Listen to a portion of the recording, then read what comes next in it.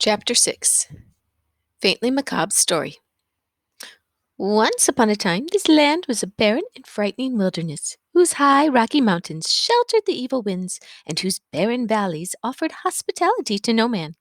Few things grew, and those that did were bent and twisted, and their fruit was as bitter as wormwood.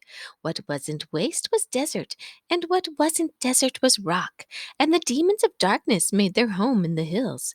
Evil creatures roamed at will through the countryside and down to the sea. It was known as the Land of Null. Then one day a small ship appeared on the Sea of Knowledge. It carried a young prince seeking the future. In the name of goodness and truth, he laid claim to all the country and set out to explore his new domain. The demons, monsters, and giants were furious at his presumption and banded together to drive him out. The earth shook with their battle, and when they had finished, all that remained to the prince was a small piece of land at the edge of the sea. Build my city here, he declared, and that is what he did. Before long, more ships came bearing settlers for the new land, and the city grew and pushed its boundaries farther and farther out. Each day it was attacked anew, but nothing could destroy the prince's new city. And grow it did. Soon it was no longer just a city, it was a kingdom, and it was called the Kingdom of Wisdom. But outside the walls all was not safe, and the new king vowed to conquer the land that was rightfully his. So each spring he set forth with his army, and each autumn he returned, and year by year the kingdom grew larger and more prosperous. He took to himself a wife, and before long they had two fine young sons to whom he taught everything he knew, so that one day they might rule wisely. When the boys grew to young manhood, the king called them to him and said, "I am becoming an old man and can no longer go forth to battle. You must take my place and found new cities in the wilderness, for the kingdom of wisdom must grow." And so they did. One went south to the foothills of confusion and built Dictionopolis, the city of words. And one went north to the mountains of ignorance and built Digitopolis, the city of numbers. Both cities flourished mightily, and the demons were driven back still further. Soon, other cities and towns were founded in the new lands, and at last, only the farthest reaches of the wilderness remained to these terrible creatures. And there they waited, ready to strike down all who ventured near or relaxed their guard. The two brothers were glad, however, to go their separate ways, for they were by nature very suspicious and jealous. Each one tried to outdo the other, and they worked so hard and diligently at it that before long their cities rivaled even wisdom in size and grandeur. "Words are more important than wisdom," said one privately. "Numbers are more important than wisdom," thought the other to himself. And they grew to dislike each other more and more. The old king, however, who knew nothing of his son's animosity, was very happy in the twilight of his reign, and spent his days quietly walking and contemplating in the royal gardens. His only regret was that he'd never had a daughter, for he loved little girls as much as he loved little boys. One day, as he was strolling peacefully about the grounds, he discovered two tiny babies that had been abandoned in a basket under the grape arbor. They were beautiful golden-haired girls. The king was overjoyed.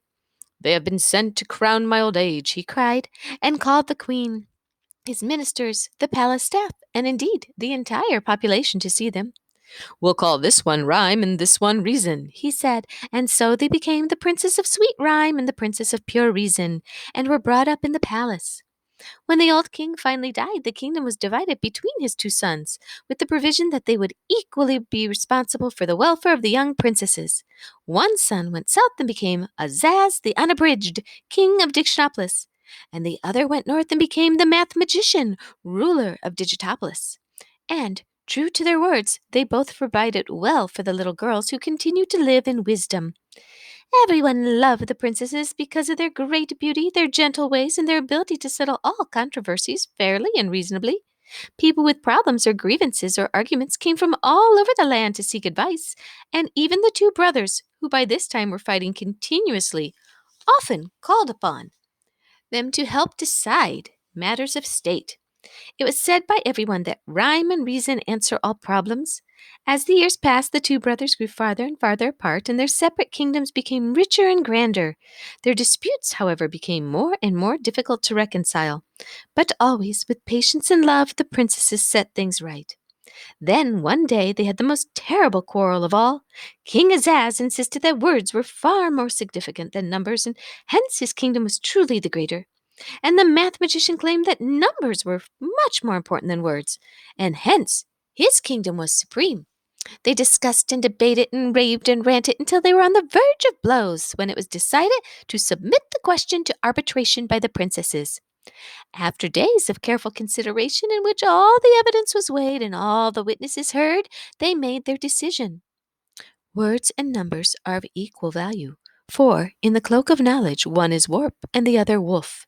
It is no more important to count the sands than it is to name the stars. Therefore, let both kingdoms live in peace. Everyone was pleased with the verdict, everyone that is but the brothers, who were beside themselves with anger. "What good are the girls if they cannot settle an argument in someone's favor?" they growled. Since both were more interested in their own advantage than in the truth, "we'll banish them from the kingdom forever." And so they were taken from the palace and sent far away to the castle in the air, and they have not been seen since. That is why today in all this land there is neither rhyme nor reason. And what happened to the two rulers? Asked Milo. Banishing the two princesses was the last thing they ever agreed upon, and they soon fell to warring with each other. Despite this, their own kingdoms have continued to prosper, but the old city of wisdom has fallen into great disrepair, and there is no one to set things right. So you see, until the princesses return, I shall have to stay here. Maybe we can rescue them, said Milo, as he saw how sad the witch looked. Ah, that would be difficult, she replied. The castle in the air is far from here, and the one stairway which leads to it is guarded by fierce and black-hearted demons. Tok growled ominously, for he hated even the thought of demons. I am afraid there's not much a little boy and a dog can do, she said. But never you mind, it's not so bad. I've grown quite used to it here, but you must be going or else you'll waste the whole day. Oh, we're here for 6 million years, sighed Milo, and I don't see any way to escape. Nonsense, scolded the witch. You mustn't take Officer Shrift so seriously. He loves to put people in prison, but he doesn't care about keeping them there. Now just press that button in the wall and be on your way. Milo pressed the button and a door swung open, letting in a shaft of brilliant sunshine. Goodbye! Come again! Shouted the witch as they stepped outside and the door slammed shut. Milo and Tok stood blinking in the bright light, and as their eyes became accustomed to it, the first things they saw were the king's advisers again rushing toward them. Ah, there you are. Where have you been? We've been looking all over for you. The royal banquet is about to begin. Come with us.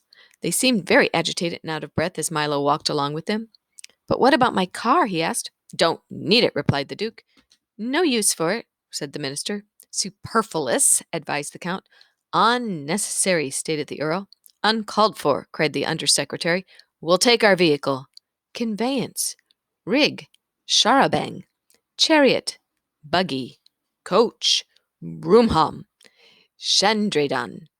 They repeated quickly in order and pointed to a small wooden wagon. Oh dear, all those words again, thought Milo, as he climbed into the wagon with Tok and the cabinet members. How are you going to make it move? It doesn't have a... Be very quiet, advised the Duke, for it goes without saying. And sure enough, as soon as they all were quite still, it began to move quickly through the streets, and in a very short time they arrived at the royal palace.